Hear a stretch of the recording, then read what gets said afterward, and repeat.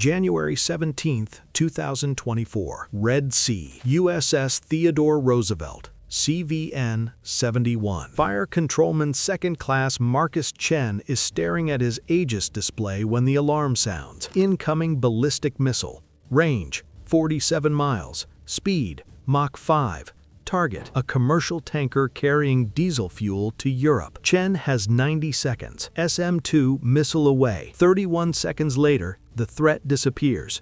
Direct hit at 25,000 feet. That tanker? It's carrying fuel that will end up in your gas tank 6 weeks from now. Marcus Chen just saved it with a $2.4 million interceptor. Now fast forward to today. USS Theodore Roosevelt is 65 miles off the Iranian coast. Same fire controlman. Same Aegis system. But Iran hasn't fired a single missile at the Roosevelt in 18 months. This is not restraint.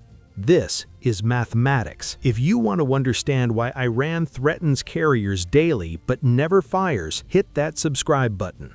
The enemy isn't Iran. The enemy is geography. Look at the map. USS Theodore Roosevelt, Carrier Strike Group 9, is operating in the Gulf of Oman, just beyond the Strait of Hormuz, 21 miles wide at its narrowest point. The northern coastline? 1,500 miles of Iranian territory. Missile batteries every 40 miles. The Islamic Revolutionary Guard Corps Navy operates from 20 dispersed bases you can't see from satellite. Theodore Roosevelt is 1,092 feet long. It displaces 100,000 tons. In confined waters near Hormuz, the carrier has maybe 12 miles of maneuvering space. Do the math with me. 12 miles of operational depth against land-based anti-ship missiles with 180-mile range. This is what CNN sees, a $13 billion supercarrier with fighter jets and missile defenses. What Iranian commanders see, a capital ship where an anti-ship ballistic missile launched from Bandar Abbas reaches the carrier group in under 4 minutes. But here's the question. If the geometry favors Iran so heavily, why hasn't Tehran executed the attack they rehearse in propaganda videos every single month? Iranian doctrine, mosaic warfare. Launch 50 Shahed 136 drones from dispersed sites. Cost per drone, $20,000. Follow with 30 C-802 anti-ship cruise missiles at $1.2 million each. Then fire 15 Khalij Fars ballistic missiles diving in at Mach 3. Total threats? 95 missiles and drones. Carrier Strike Group 9's loadout? Approximately 96 SM-6 and ESSM interceptors ready to fire. The Iranian calculation looks simple. Overwhelm the defense with one more threat than they have interceptors. Just one penetrator hitting Theodore Roosevelt's flight deck would trigger energy market chaos and political crisis. Iran knows how to create that scenario, so why haven't they? Go back to April 18, 1988, Operation Praying Mantis. Iranian forces lay naval mines. USS Samuel B. Roberts hits one. 10 sailors injured. The mine blows a 15-foot hole in the hull. 72 hours later, U.S. Navy destroyers obliterate 2 Iranian oil platforms, sink the frigate Sahand, cripple the frigate Sabalan, and destroy 4 fast attack boats. Operation time, 8 hours. U.S. casualties? 0. This wasn't a battle. This was a cost demonstration. Iran learned that touching American steel doesn't result in proportional responses. You damage one ship, the Navy eliminates your capacity to threaten American vessels ever again. Then 3 decades passed. Iran got sophisticated. They calculated missile flight times, mapped defensive coverage gaps, and realized something critical. You don't need to sink a carrier to win. You just need to hit it once. One missile penetrates the flight deck, media saturation within minutes, energy market panic within hours. But Iran miscalculated what the U.S. Navy does when you make their carriers look weak. While Theodore Roosevelt was conducting flight operations, Iranian military planners were building a mathematical model in Tehran. Here's their targeting sequence. Phase 1. Launch 50 Shahed 136 drones from Revolutionary Guard Corps bases. Total cost? $1 million. Flight time, 22 minutes. These are decoys designed to force Americans to expend interceptors. Phase 2. While Aegis radars track drones, fire 30 C-802 cruise missiles. Sea skimming profile. Detection range 18 to 25 miles. Flight time from detection 3 minutes 40 seconds. Phase 3. Fire 15 Khalij-Fars ballistic missiles. They climb to 60,000 feet, then dive vertically at Mach 3. Interception window 18 seconds. Do the subtraction. 95 total threats against a strike group with 96 ready interceptors. Iranian doctrine makes a catastrophic assumption. If they damage Theodore Roosevelt, American political will collapses. They assume the American response will be proportional. That assumption ignores everything that happened in 1988. Look at what Iran is betting on: that hitting a carrier is worth losing their entire coastal defense network, that tactical surprise equals strategic success.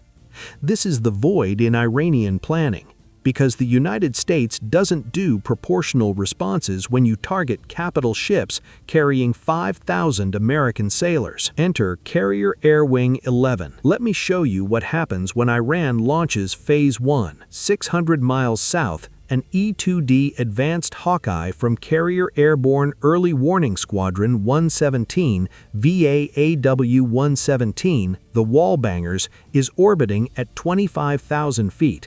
Its ANPY-9 radar tracks 2,000 contacts simultaneously.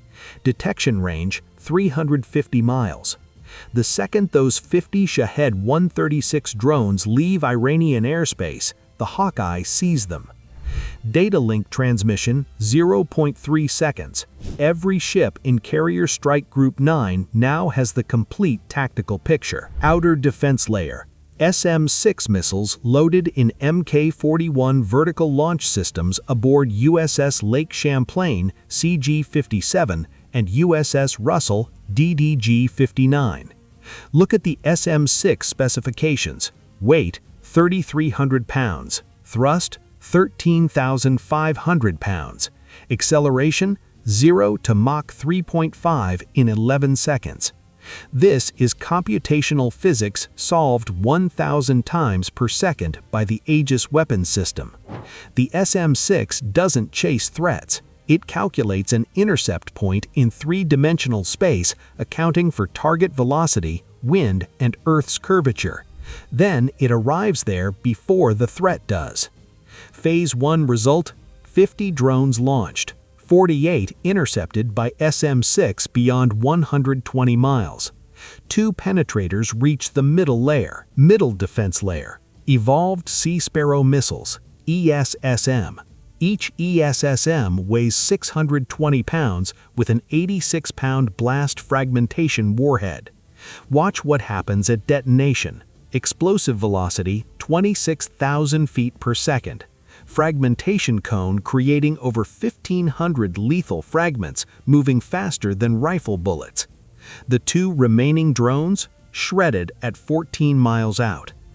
Now Phase 2 arrives. 30 C-802 cruise missiles sea skimming at 600 miles per hour. Close-in weapons system, Phalanx CWIS, a 20mm Gatling cannon firing 4,500 rounds per minute. That's 75 depleted uranium penetrators per second. 75 rounds per second, creating a defensive wall of metal. Engagement range 2 miles. That's 600 rounds downrange before the missile closes. The Phalanx aims at the space the missile is about to occupy. The missile flies into a cloud of tungsten traveling at 3,600 feet per second. Fire Controlman Second Class Marcus Chen executes this entire sequence from his console. He's 23 years old from San Diego. He joined the Navy because his dad was a sailor. He maintains radar systems during 12-hour shifts in 115-degree temperatures inside the Combat Information Center. He doesn't make policy decisions, he executes the math. And because he executes that math with zero margin for error, You paid $3.47 per gallon for gas this week instead of $7.50. American deterrence doesn't come from invincibility. It comes from mathematical certainty that touching our steel costs more than any adversary can afford to pay. Iran knows Theodore Roosevelt is theoretically vulnerable near Hormuz. What they've also calculated, quietly, is what happens after the first missile hits. That's not a threat. That's a physics demonstration, backed by Operation Praying Mantis and every carrier deployment since. Iran threatens carriers because threatening is free. Firing costs everything. If this breakdown of deterrence mathematics changed how you think about carrier operations, hit that like button. Drop math in the comments. Next time you fill up your tank, remember, 5,000 American volunteers are standing watch on Theodore Roosevelt right now. Sleep well. The math has been done. The watch is set.